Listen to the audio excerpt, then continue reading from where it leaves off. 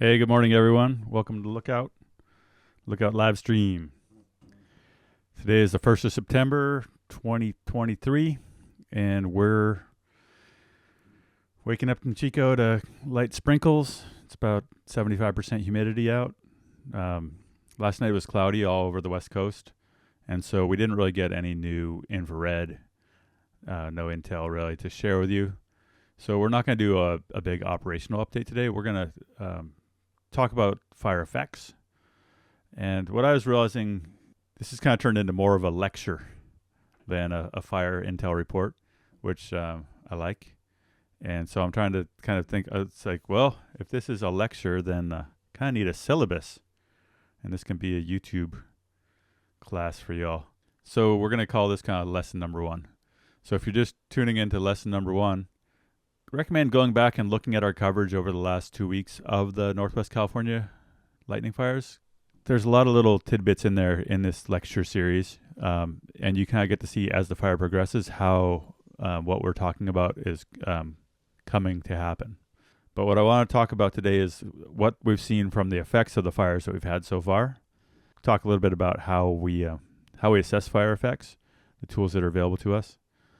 You know, I think one of the big messages of these big fires is that they're not all devastation.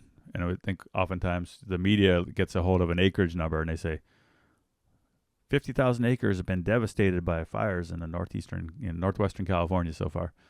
And that's almost never true. There's been some studies that have been done on fires in northwestern California back in kind of up to the mid 2000s. And they found that 70% of the acreage burned during these major lightning fires burns at low to moderate, or what we'd call beneficial severity. So what we're going to do today is we're going to talk a bit about how we map severity. I've got some images here that I'm pulling down that were captured day before yesterday that show kind of where we've got living and dead vegetation. Basically, what the satellites do is they scan the landscape kind of like a digital camera, but they have, you know, where your camera picks up red, green, and blue light, these satellites pick up more like 10 bands of light. And we know that, you know, light radiation, only a portion of it occurs in like the spectrum that we can see with our eyeballs. But there's infrared light, there's ultraviolet light, and kind of in between there's the visible light we can see. So what these satellites do is they scan these other bands, and including the thermal, heat is also kind of a light wave. So what we can do is we can take the different bands and we can throw them into, you know, the red, green, and blue channels of our computer and create a visualization. So this visualization uses what's called SWIR, or shortwave infrared. And what that is picking up on is kind of the radiation radiated by plants. And so plants absorb a lot of light energy for photosynthesis. If there's no plants, then a lot of light doesn't get absorbed. So these images, the red shows places, we're on the river complex here, Smith River Complex. Red is places where it's kind of bare dirt, black sticks, no tree canopy. So we're just starting off up by O'Brien. And this imagery kind of, because it's thermal, it picks up kind of interesting things about what was going on at that snapshot in time. This satellite goes over every 5 days at noon. Set up on an orbit, so it goes over. It's always passing over noon wherever noon is on the planet, which is great because if you want to look at satellite scenes from day to day, you can compare the same amount of light. The shadows are in the same place, etc. So every 5 days we get Sentinel. Sentinel's great, especially if it goes over when your fire happens to be active. So anyway, they brought fire down almost a week ago down Dozer Line to Low Mountain Road. And then the last couple of days, they started firing Dozer Line headed up to the northwest. And so this image captures that firing kind of midstream. You can see at noon, they had this amount of fire on the ground. This was the day that we got our strong north winds. So what happened here was in the afternoon 2 days ago, this firing kind of burned in a big chunk of this area here. And then it also filled in this chunk here. And so with the winds we had and everything, I expect that there's going to be a pretty good high severity patch filling in this gap that hadn't burned yet. But what we see as we move kind of south down towards 199 is the white line here is the fire perimeter as it was mapped night before last. And you can see that along 199 here, the fire backed in, and there's a ton of trees that are still green along, kind of west of Idlewild. Over here, burning out towards the Slater fire, you can see that most of the burn out here on the east side of 199, a lot of it got underburned, and there's still a ton of green trees. Here around Patrick Creek, there's been a lot of people asking about the Patrick Creek Lodge, and other people have better intel on what's happening there. I don't know. But you can see a mix. The fire on the ridges burned a higher severity, and in the bottoms it kind of backed in. So a lot of this drainage here on the 316 road also burned with a low severity. So what happens is we see patches of high severity when the fire, weather, and topography come together. So we had big runs on this fire in Stony Creek that ran 3.5 miles, kind of where the winds were aligned with the topography. And you can see there that it was a high severity burn. Another thing that affects severity is what the condition was before the fire. Was it a brush field? Was it a thicket? Was it old growth? So those things matter. Also, this on this fire here, the Kelly fire, the big run that we got on the same day that Stony Creek ran also burned with high severity. Since then, the fire hasn't moved as much on this, and you can see in the time basically since that big run happened, over the course of about a week, the fire backed down here, down towards the 427 road, and you've gotten a whole bunch of kind of beneficial fire severity. Over here we can see the firing operations that they were doing to bring fire down the 405 road. Some of this got burned hot later in the same day, and we had kind of a spot out into here. You can see that the Coon fire here, also most of it to this point burned with a lower to moderate severity, and there's still a lot of green trees. Here we've been talking about how they're using drones to bring the fire down into the canyon. And it's too hard to tell with the smoke here, like how well that is affecting the severity. The areas, it looks like there was quite a bit of heat from that drone operation. But here, this is kind of, this is a great illustration, seeing the heat of kind of your classic backing fire, where the fire you've got this active fire flaming front that's maybe, 50 yards across, if that. Sometimes it's only 5 feet across or 2 feet across. Slowly backing down the mountain, and you can see how that, potentially in these areas where there's not a lot of concentrated heat could give you these beneficial fire effects.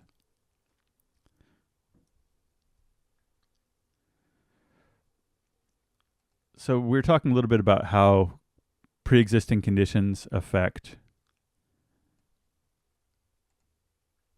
how severe a fire is. And so we can see that a lot of the places that burned with lower severity had bigger trees there before. So there's more shade, there's more moisture held there. And you can see that a lot of these patches where you had high severity were either old burns, brush, small timber. And at some of these places where we had the highest severity runs, like in Stony Creek, let's see, there was a lot of brush and small trees. So that matters because I think, when you look at this and you see this high proportion of red, you're like, oh man, the forest got devastated. And sometimes it was like, well, that was already brush, and it didn't necessarily, like, say, nuke the old growth or the bigger remaining trees. And you can see down in the bottom here where you've got some larger trees, you've got more green left. So when we look at severity, we always need to kind of parse it by the vegetation type that was there before. Because you can say, well, this fire burned with, 50% or 60% was high severity. It's like, okay, well, and of that, 80% was brush before the fire. So I think it's just important to try to come to understand what affects how and why we get these patches of severity. And one thing that patches of high severity give us are an opportunity where there's reduced fuels to say, come in here in a few years and put prescribed fire on the ground to clean up trees that were killed by this fire.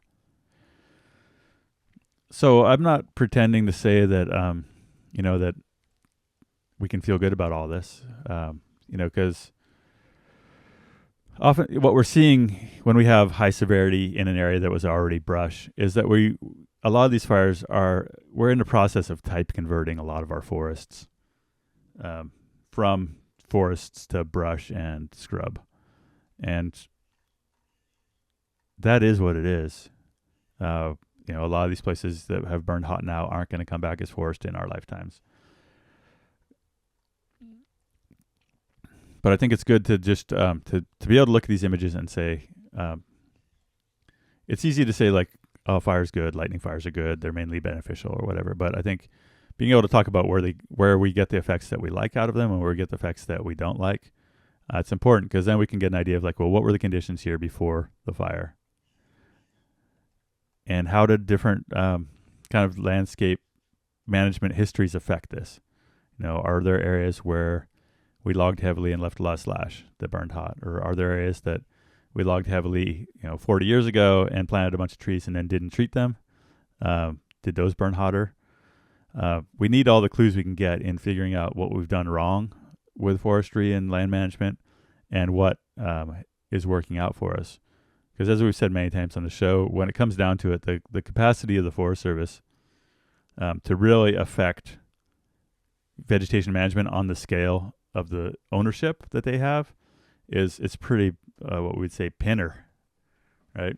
And one example, I think, of that is just of how we're chasing our tails with that is talking to a friend of mine whose job is to kind of help the Forest Service get work done. All the timber staff that were supposed to be getting up to speed with some big projects over here on this district to improve fire resiliency, thinning, and other kind of timber harvest that could have beneficial effects, they're all tied up managing the fire. They're out as resource advisors, everything else. And so this forest is pretty much this district is ground to a halt on any sort of project work because everyone's just dealing with the emergency. And so we've got these narrow windows sometimes to get work done. And then we can spend, this fire potentially is going to be tying those folks up through the end of the fall. And so when do we get the good work done? It's like, it's not happening. We got projects that got burned on the Dixie Fire that had been in planning since the Story Fire in the year 2000. So like it or not, fire is kind of doing the heavy lifting of managing our landscapes. And so I think the sooner we come to understand how it works, what it's doing, and getting all right with the scale at which it operates, the sooner we can kind of get our heads wrapped around that, the better. So here, looking at Perch, here's Orleans. Here's the Perch Fire. For some reason I don't have the perimeter turned on for this one, but you can see the firing operation on Perch came down Antenna Ridge. You can actually see the hand line on here, and they've brought fire down through here. You can see that we had some kind of slope-driven runs where you get that combination of fire burning up the slope with some wind on it, where the top of the mountain is kind of now bald. But we can also see that where the fire's been backing here, it's the same thing we're seeing elsewhere. The backing fire is largely leaving the big trees intact. And a lot of this now has had fire kind of backing down into it. It sounds like they were going to resume firing on this portion of Perch yesterday, but it's hard to tell with what we've got going with the weather if that firing is actually going to carry. And so I wanted to do a little quick live demo here. I encourage everyone to play with fire in a safe environment. So I got some grass from my backyard. It's 75% humidity out in my backyard right now. And I just wanted to show you that I got this grass.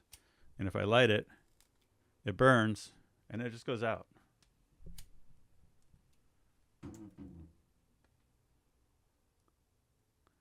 And that's what we call kind of the moisture of extinction. Moisture extinction is the kind of fuel moisture at which the material can't burn. And So when we do prescribed burns, we're developing, the prescription is the humidity and the temperature and the wind speed that we want to burn at to make sure we get the effects we want. And a lot of that is based around being able to control the fire. So we can take the fuel moisture, the temperature, and kind of where we are on the slope, and we can calculate what we call probability of ignition. And the probability of ignition is, if I throw 100 matches out on the landscape, how many of them are going to become fires? How many of them are going to spread on their own? So right now, the probability of ignition in my backyard, per our experiment just now and per the numbers, is like 10%. Maybe if it lands at the base of the biggest clump of grass that's had a little sun on it this morning, maybe that'll burn. Maybe 5%. So when we do burns, oftentimes we look at maybe we'll aim for a 70% probability of ignition, meaning that it's not likely we're going to torch up trees. And if we do, it's not super likely that those spot fires, those embers that go over the line, are going to start a new fire. So as we can see, looking at our weather conditions, we got 98 in Gasky, 95. That's wet. That's dripping wet. Some places over here in the redwoods, we got 100% humidity. We've got 90% humidity over in Wairika, which is basically a desert. We got temperatures in the 40s to 60s. So our probability of ignition out there right now is 5%. Not good if you're trying to do it. So that's one reason that these fires didn't blow up the other day. When we looked at over in Gasky, we saw these fires really ran hard for a couple hours on the webcams, and they were surely throwing embers all over the place. But those embers were landing in a fuel bed that was not receptive, and so they didn't become other large fires. During the Dixie fire, we had days at a time where our probability of ignition was 100%. And so these models are looking at okay, you're going to have a fire, it's going to torch up, and it's going to throw out a bunch of embers, and those embers are going to start new fires. And that's kind of one of the mechanisms that spreads fire quickly when we have severe conditions. But right now, even though we had north winds and the humidity came down for a few hours, any embers, the fire could only move as fast as it could move, kind of branch to branch, tree to tree. What really spreads our big, explosive, scary fire growth is long-range spotting. And that's how the barrack fire could run 40 miles in an afternoon, is it was spotting a mile, 2 miles ahead of it. And so it just moves as a bunch of independent fires that grow together. So back to our severity map here. As we said earlier, just firing operations are the tool we have to contain these large fires. And right now, we don't have that tool. So if we stay moist and then don't have an opportunity to get the firing actually done, or we put fire on the ground, just kind of skunks around, and then now we've got more fire on the ground, but not complete consumption of the fuels, that's bad news. So the rain's helping firefighters for sure, but the one drawback is that it makes it hard to do firing. So to come over here and look at mosquito before the wind event, as we've been mentioning on mosquito, they've kind of been working hard to tie in these road systems. And then we can see that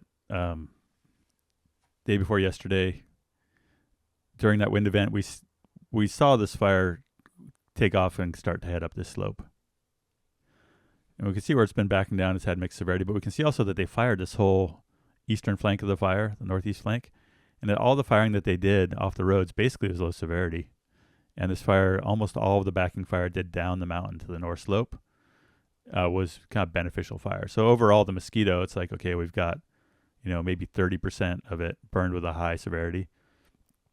And that's your classic 70% low to moderate severity fire. Starts on top of the mountain. We expect our south-facing slopes to have denser vegetation because there's less competition for light on south-facing slopes. And so the brush can grow dense and it still gets plenty of light. On the north-facing slopes, everything's competing for less light, and so the trees reach up taller, and the vegetation, you don't have as much brush underneath. So oftentimes we see lower severity on north slopes, and then when it backs down the north slope, all the better. So, we do tend to see bigger patches of higher severity on the south-facing slopes that have denser vegetation, dry out quicker, and in this case, get pushed by up canyon afternoon winds. Over here on the bluff fire, you can see there's been quite a bit of heat put into the equation along this perimeter as it's been fired. But even then, a lot of that has been low to moderate severity. And, really, you don't want your firing operation to be high severity because then you get spots and embers. And so the whole idea of putting fire on the ground is to put it on the ground in such a way that you consume the ground fuel, but that you're not just torching up everything and having to chase spots down the hill all day long. So same thing here. This actually hasn't burned yet in this fire. This is the firing operation out ahead of it. But a lot of also on bluff. So everything on bluff inside this perimeter here also burned with low to moderate severity, except these little patches. And like we said before, you come in and look at where those little patches are, and oftentimes they're a clear cut or they're a brush field. So see these patches that burned hot in here. If we look at it again, it's like it's brush, it's sparse, it's open, there's no shade. And the patches that survived are the patches where there's taller trees, there's shade, there's moisture. So I think it's always interesting to look at, like, what was it about the patch that made it burn hot? It's like, yeah, well, one reason for that is that fires like to burn the same way in the same place over and over. So if you've had an area where the fire ran up the canyon and torched the upper south-facing slope, 50 years ago, it's likely it's going to do that again. So kind of same here on Mosquito. And when we look at where we had the hot burn, a lot of it's these kind of sunny-facing slopes that don't have a lot of shade. So I think one thing that is worth talking about here while we're having this conversation is kind of landscape, like conservation biology-wise. There's some interesting kinds of things that this imagery does for us. And that's, if we want to look at places on the landscape where we want to try to grow large trees in the future, if we want to try to restore old growth conditions in places that have been, logged or degraded or burned with fire, we have to kind of pick those spots carefully, because if you're going to try to restore forests, you probably want to pick a spot that isn't naturally prone to high severity fire. So you don't probably want to, if you're going to do tree planting for a carbon investment, you probably don't want to fund it on an upper slope here that just burned hot. And I think oftentimes there's this rush to reforest, there's this rush to do something after a fire. You get money, and Boy Scouts go out and they plant a bunch of trees. And we gravitate to the places that burned the hottest to go plant the trees again, because they look devastated and they look like they need to be green again. But there's a reason that that place burned the hottest, and that's oftentimes that it's the top of a south-facing slope where up canyon winds are going to blow on it every day. We see that in Concow, where I live here in Chico. The landscape there is set up for these huge downslope canyon winds every night in the summer. It burned hot, and there's a desire to go back and plant trees there and restore it. But it's one of the most fire-prone kind of blowtorch places on the landscape we have. So maybe if you want to go plant trees, maybe you go plant them, at the bottom of a north-facing slope that has tall trees and shade. These maps can kind of give us clues about the reading the landscape and reading how the conditions that were there before led to the outcome that we got now. Kind of while we're on the satellite image tour, I'll jump over here to a pretty scary image. We were talking about what drives fires, long-range spotting, and this is a map I made of the campfire. So we just happened to have a satellite go over right in the middle of the disaster. And so here's Chico, here's Pulga, here's Paradise, and here's the campfire kind of entering Paradise. I think the crazy thing about this image is that there's like thousands of people trapped in this image. And from space, it's just this interesting mix of colors, right? But in reality, there's thousands of people in this image in traffic jams, trying to get out the Skyway, driving through fire.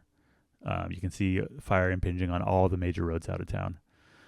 But what's interesting to me about this is you see that the fire was spreading as hundreds of small fires, embers that started new fires, those fires started new fires themselves. And so we think of how fire spreads across the landscape, and this is worth a million words. During this event, we had really dry conditions, and so really high probability of ignition. And we also had pine needles and black oak leaves, super dry. Every ember could start a new fire. So the fire itself that was burning a lot of these homes wasn't, in some places it was this firestorm. In other places it was just like fire cruising along with little flames through pine needles and oaks and then catching a house on fire because there was no firefighting going on and because people had pine needles and oak leaves right up to the wood siding of their house. So this is one we talk about being ember aware. and having the zone 0 of the first few feet off your house having nothing burnable is because if a lot of folks out here had that zone 0 protection, these little fires that were spreading slowly out wouldn't have been able to catch their house on fire. Coming in here, I want to talk just about Dixie, just to give you a sense of scale. Like, this fire is 1 million acres, more if you count the Beckworth over here. But it burned over the course of, 10 weeks. During that course of that fire, we had all kinds, every weather condition you can imagine that would happen between July and September. So the fire started down here in the Feather River Canyon, and it burned a lot, fairly high severity kind of at the get-go. And there were times where there's islands that survived, but a lot of it burned hot. We were in drought. And then something interesting happened. The fire made a big run up the Feather River Canyon. It kind of burned from down here by Tobin all the way up kind of to Virgilia in the course of about a day and a half. When that happens on these big fires, it punches up a ton of smoke, enormous amount of smoke. And that tends to happen when we have a frontal passage. Unstable air, regional kind of big wind movement. And then what we know is that after we have a front that moves through, we almost always have stable high pressure weather system that sits in, right? So big run, huge amount of smoke, massive high severity, and then nothing. There's the smoke packed in, the fire laid down. And so wherever the fire happens to be when that happens, like here, the fire just laid down and then it backed down to the Humboldt Road here over the course of like probably a week. So this is like the last week of July. And so in the middle of this huge drought season, high severity, 1 million acre fire, we got this, week, 10 days of low severity fire. And this was a problem because basically Humboldt Road runs down through here from Butte Meadows up to Lake Almanor, and it's the only kind of major road through. There's Humboldt Road and Humbug Road. And other than that, the Feather River Canyon is, no place to really landscape scale control fire. We know that we've never really contained, once a fire's a couple thousand acres in the Feather River Canyon, we pick it up like at the top. Humboldt Road, Humbug Road. So Humboldt Road became this kind of major box for the fire, and they put a bunch of effort into prepping and firing this. And the problem was that we were in this strange week-long window of crazy high humidity, smoke, barely see anything. And so you can see that they did a big firing operation all the way from Lake Almanor basically to Butte Meadows. But the conditions weren't conducive to good consumption. It didn't get black enough. And then what happened is after about a week of being packed in, we got our crazy unstable summer weather back, smoke peeled out, the fire spotted here, spotted here, spotted here. And then it made this terrible run of over 100,000 acres in 2 days. It burned up like 50,000 acres of Collins Pine land. Sierra Pacific Industries took big losses. It almost burnt down the town of Chester. Same basic time period that blew up. Other part of the fire here blew up and destroyed Greenville. But all that's to say is just that we have, on a long fire like this, we get this wide range of effects. And those tell the story of the burning conditions. And they can give us some clues about what we might be able to get away with for prescribed fire conditions. There's this hesitation to burn in July, this hesitation to burn in August because people say, oh, it's midsummer, you can't burn. As we've seen from the Klamath over the last 2 weeks, we've had an enormous amount of fire on the ground in August. Statistically, the worst time of the year to have fire, with beneficial effects across 70% of what's burned. So I think that we need to be flexible when we talk about using fire at scale. We need to be flexible about this idea that maybe we can burn in July, maybe we can burn in August, that these big fires are full of stories that give us these examples. They're also full of examples of this kind of terrible things that can happen when your August burn window turns into August firestorm window. But I think we need to keep in mind always the context is that this was happening at the end of an extended drought with insane kind of record-setting fuel moistures, lack of fuel moisture. And as we talked about the other day, that we have opportunities based on this now denuded landscape to put fire into adjacent areas that could look like this if they get a fire, but right now are safe places to apply prescribed fire at scale. Other interesting things that happened after this fire made its monster run was it kind of same thing. This run was crazy weather. It blasted north. We had a frontal passage. It blasted east. I'll see if I can find an image from that. It was just one of the craziest things I've ever seen weather-wise. And then it laid down, and it kind of took a couple weeks to burn out to Highway 821 here. And in the time, then you always during that time you'll have a few hours of strong south winds. You'll have a few hours of strong north winds, and you get these patches. Some of this is the result of firing operations. Some of this is just the result of past land management out here on Swain Mountain. As we talked about, pre-existing conditions are important, and so Swain Mountain was basically it's an experimental forest for the Forest Service. And to be kind of rude and cynical, when you see an experimental forest on a map, that in the past that meant, let's see what happens if we throw all the rules out and log the shit out of this place.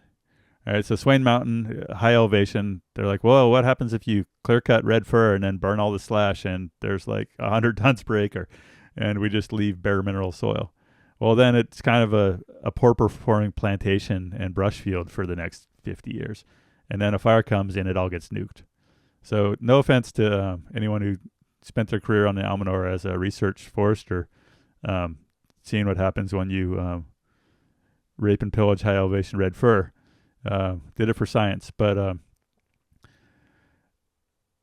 that history has implications, and that implication in this case is that the places that didn't get the experimental treatment survived the Dixie Fire, and the places that did, almost when I was 5 years old or younger, they didn't. So lessons learned. Anyway, it's pretty depressing. I grew up like right here. And so when I look at the Dixie, I look at like everything within 50 miles of where I grew up in 3 of the 4 directions has really gone through it. So I guess, if you wonder why I'm motivated to talk about this stuff, it's because pretty much the entire landscape that I know best, where I've spent my career, has suffered enormously under all the different ways we've decided to try to manage it. And so if we can learn some lessons from that, if I can help further conversation about that, that's what we're all about, bringing that back home. Anyway, severity, emotional fire effects are part of the conversation. Lots of just interesting stuff. So this is just a freelance fire lecture, right? You're along for the ride. I do need a syllabus, but I turn on a map. The stories tell themselves. Here's another story. I guess I also figure, just as a kind of in the big picture, it's fire season. Y'all are engaged in wanting to learn about fire. After it's raining hard for a few months and nothing's going on, there's going to be less appetite for talking about this. But while we're all fired up, no pun intended, might as well tell some stories, right? So this is like Wildfire Story Hour. This is the Moonlight Fire. I had a great field trip out here with a forester named Ryan Hilburn. I think I've had kind of a contentious relationship with forestry, and I've said some mean things about forestry at times. But people like Ryan have called me out and not let the stupid things I've said here and there keep us from talking. Keep it on talking. So Ryan took me out here, and we looked at some places on land that he manages that burned in the Dixie Fire and burned in the Moonlight Fire. So this is the Moonlight burn before the Dixie Fire. 65,000 acres burned hot. And then the Dixie burned it hot again. And a lot of work had been put into reforesting the Moonlight Fire. And a lot of that burned up. But also some of it survived. And so when I went out with Ryan, he showed me some plantations that they'd done that survived the fire. And there's a great conversation going on about reforestation. You look at the Dixie and there's kind of this like, how are we going to reforest it all? And then there's this other conversation that's like, well, why should we? And the Moonlight has some good, because you look at Moonlight burned in 2007, it burned 14 years later in Dixie. It did slow it down, but it didn't stop it. And so when you look at this whole landscape, a lot of the private timberland out here is being salvaged, logged, and replanted. But before we rush and replant a lot of this stuff, I think it's worth asking, do we have the capacity to actually manage this future forest? The Forest Service has got a terrible track record of they plant a bunch of trees after fire and then they walk away, and then those plantations burn in the next fire. So what it takes to actually reforest and have that not die, in Beatty's case here, was clear cut the dead trees, rip with a dozer, rip all the slash in the ground, herbicide the brush until it's all dead, plant your trees. And in this case, they planted them farther apart than they normally would have. Control the brush with herbicide, and then some of their trees survived. Dixie. What the Forest Service did after Moonlight is they came in here and they planted a bunch of trees, and they didn't do anything really. They didn't control the brush. They all got nuked basically. Anyway, lessons learned. A lot of hard lessons learned. A lot of foresters have put a huge amount of effort in their careers into reforesting this land. As you can see here, before the Dixie, this is all the private land that had been reforested, and you can see it's wider spaced, and there's no brush, right? And then you can see like where the public land begins, there's a ton of brush. And so the difference between this and this is this got ripped with a cat, planted, and herbicided heavily. And so that's part of the conversation. If you want to reforest burnt timberlands in fire-prone landscapes, a lot of the times that means heavy application of herbicides to kill the brush. A lot of people don't like herbicides at all. What do you want it to look like? How long? Are you all right with it taking 200 years to be forest again? Are you all right with it not being forest again? And if you go the industrial timber route, how much of that is going to survive the next Dixie fire? So a lot of subtlety to how we are going to deal with the aftermath of these fires, but a lot of lessons to learn in fires like Moonlight that burned again afterwards. So one thing I wanted to talk about here is this is a kind of interesting spot on the landscape to talk about fire history and fire regime. And so if you look at these, if you fly over this part of the landscape, we're around Susanville here, you see all these fires that run this direction. They run from the southwest to the northeast. That just tells you that that's when we have fires out here, is when we have a strong southwest wind, which is the prevailing kind of summer afternoon wind. Fires burn downwind. So each place has this kind of story. And so on the kind of east side, you see a lot of that, like up here around Bieber, Bernie, all these little skinny fires. And what that tells you, and oftentimes is like, well, if you're going to build a fuel break in this country, you probably don't want to build it like from the southeast to the northwest, because the fire is going to jump over it. But maybe you want to build one that runs southwest to northeast, because then you can use it to kind of flank a fire into it. But every place on the landscape has their story. You've got Southern California's got its fires that burn with Santa Ana winds, and Northeastern California, your fires are shaped like feathers and point to the northeast. And that's just and then maybe a lot of these fires are lightning fires that start on the tops of hills and back down and kind of retain more of a kind of round shape. But when you interpret this fire history, it can tell you a lot about there's just stories. Every single one of these fires, I think what I trip out on is I look at this map of fire history, and I think that, man, like hotshot crews, inmate crews, dozers, like someone had to go out and put a line around every single one of these fires you see. And it's just this kind of, it sums up this crazy amount of labor and resource expenditure and everything else that's gone into every single one of these being contained. You know, when we start talking about thousands and thousands and thousands of them. Gary Roberts asks, what herbicide is used? Agent Orange Light? Herbicides, man. So I grew up in kind of an activist family, right? My dad was anti-herbicide activist. He moved from Berkeley to Westwood, and in 1979, and they were spraying Agent Orange on plantations on the Almanor and 2,4-D. Talking to folks from the Forest Service that worked in that time, they said, like there was all this Agent Orange left after Vietnam. So they gave it to the Forest Service, and then all these Forest Service folks mixed it up and use helicopters to spray it on all these plantations. So the Almanor National Forest, it's kind of mixed here, but the Almanor comes out here. And the Almanor is one of those places where they logged it super heavily. It's just like the Forest Service in general. They logged super heavily kind of from the 50s, 60s, 70s. In the 80s, they were keeping it up. 90s, it got shut down because of the spotted owl, and the whole thing just kind of turned off like a light switch. But the Almanor, they did a ton of clear cuts, and then these clear cuts belonged to someone else. But the Almanor itself, they had this real patchwork of clear cuts, and they high graded all the big trees, and a lot of this forest just got super worked over. And so then they did a ton of herbicide to reforest. So it's kind of like a huge amount of work. So like plantations like this, turns out you cut all the trees down, and if there's brush there already, it comes back in heavy brush. And you plant your trees, and they get outcompeted by the brush, and they don't thrive. So the Almanor spent a huge amount of energy on controlling brush in their plantations. They didn't spend much energy on thinning their plantations where they'd planted too many trees to start with. And so then the Dixie Fire just wiped out the Almanor, right? Like, look at all that work, all that herbicide they used, all the planting, all the stand exams, everything else. And that whole Almanor basin just got wiped out. So anyway, to go back to my folks, when we moved to Westwood, there was a lot of spraying going on the timberlands, Forest Service timberlands, and people were getting sick. We had friends who were eating a lot of fish out of Lake Almanor, and then had birth defects.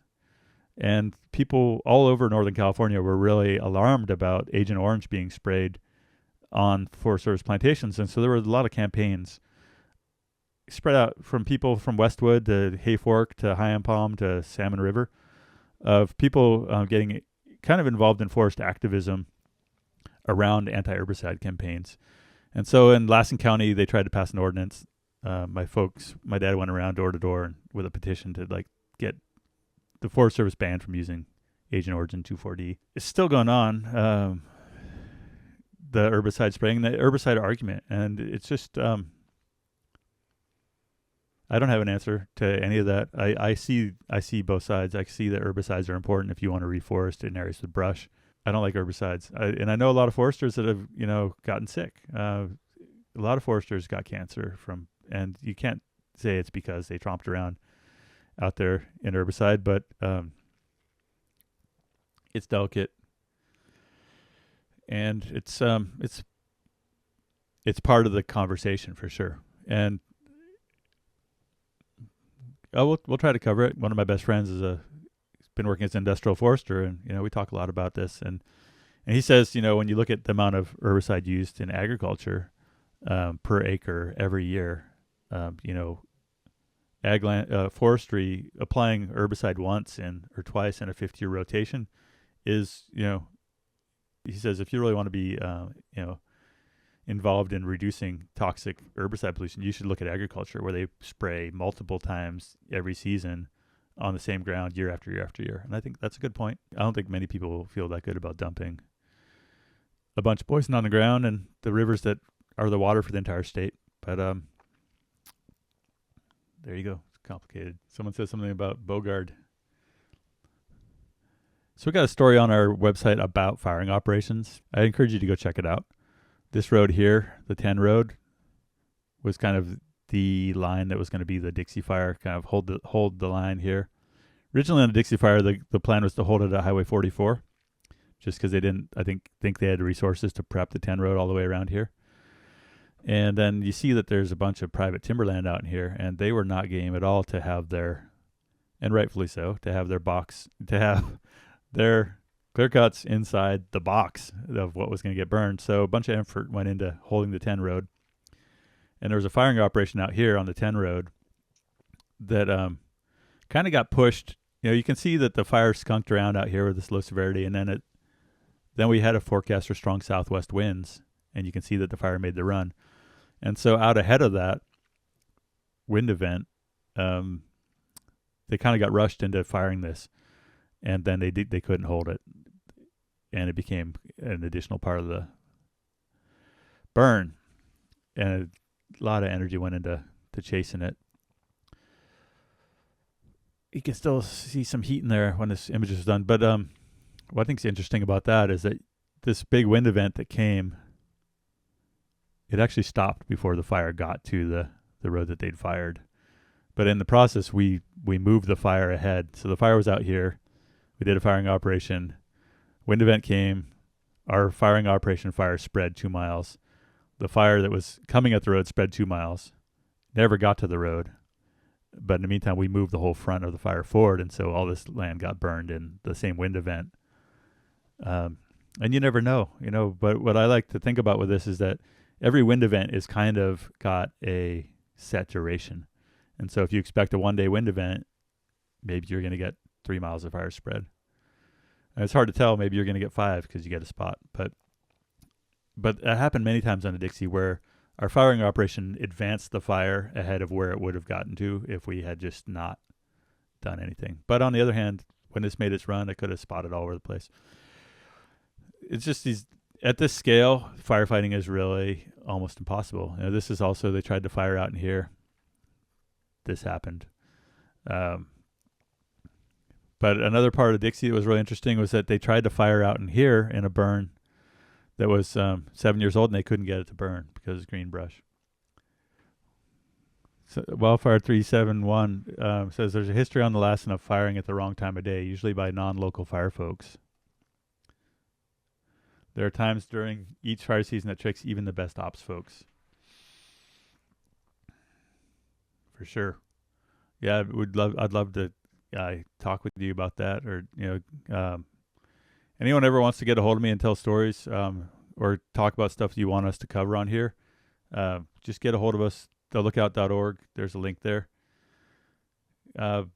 We've seen the same thing on the Plumas, with Southern California Cal Fire team lighting off the ridge above Concow when the locals said, hey, the wind blows down canyon every night. And then the backfire became a fire that, burned the whole Concow Basin. So one thing we didn't talk about, but that's happening right now on the Klamath, is that we're 2 weeks into the management of these fires. And so the teams are timing out and they're all going home. And so we've got new teams coming in. I'm not sure where those teams are from, but they're not up to speed with the strategy. They're not up to speed with what's been happening necessarily. And oftentimes we see bad things happen during team transition. These folks are lucky that they're coming in on a rainstorm. Sometimes a team comes in on a wind event, and so you got a whole new set of kind of people in charge who inherit this crazy mess that they don't really understand. And it's just one of those things about these big fires that kind of defies management, is that, people need to sleep. You need to give people time off. It's pretty hard. The Dixie Fire, there were folks that were out for 45 days straight. Anyway, appreciate all the expertise in the comments and stories, and we'll keep putting these together. We'll try to get a little more organized. We're definitely just running on fumes and pulling it out thin air, but appreciate your interest. Thanks, everyone. Catch you later.